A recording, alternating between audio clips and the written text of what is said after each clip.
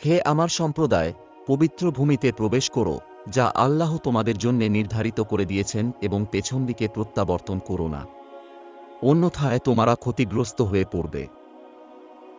তারা বলল, হে মূসা, সেখানে একটি প্রবল পরাক্রান্ত জাতি রয়েছে। আমরা কখনো সেখানে যাব না, যে পর্যন্ত না তারা সেখান থেকে বের হয়ে যায়। তারা যদি সেখান থেকে বের হয়ে যায় তবে নিশ্চিতই আমরা প্রবেশ করব। যারা আল্লাহকে ভয় করত, তাদের মধ্যে দুজন লোক, যাদের প্রতি আল্লাহ অনুগ্রহ করেছিলেন, তারা বলল, তোমরা তাদের উপর চড়াও হয়ে নগরের দরজা দিয়ে প্রবেশ করো। তোমরা যখন তাতে প্রবেশ করবে, তখন তোমরাই বিজয়ী হবে। আল্লাহ তাআলার উপরই ভরসা রেখো, যদি তোমরা প্রকৃত মুমিন হও। তারা বলল, হে মূসা, আমরা জীবনেও কখনো সেখানে যাব না, যতক্ষণ তারা সেখানে থাকবে। অতএব আপনি ও আপনার পালনকর্তাই যান এবং উভয়ে যুদ্ধ করে নিন। আমরা তো এখানেই বসলাম। মূসা বলল, হে আমার প্রতিপালক, আমার নিজ সত্তা এবং আমার ভাই ছাড়া আর কারো উপর আমার কর্তৃত্ব নেই। সুতরাং আপনি আমাদের ও এই অবাধ্য সম্প্রদায়ের মধ্যে ফায়সালা করে দিন।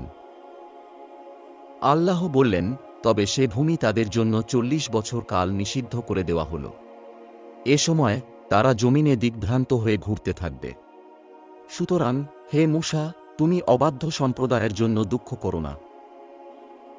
এবং হে নবী, তাদের সামনে আদমের পুত্রের বৃত্তান্ত যথাযথভাবে পড়ে শোনাও, যখন তাদের প্রত্যেকে এক একটি কুরবানি পেশ করেছিল এবং তাদের একজনের কুরবানি কবুল হয়েছিল, অন্যজনের কবুল হয়নি।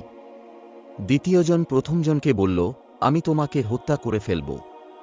প্রথমজন বলল, আল্লাহ তো মুত্তাকিদের পক্ষ হতেই কুরবানি কবুল করেন।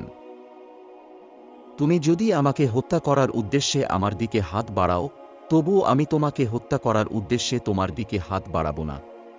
আমি তো আল্লাহ রাব্বুল আলামিনকে ভয় করি।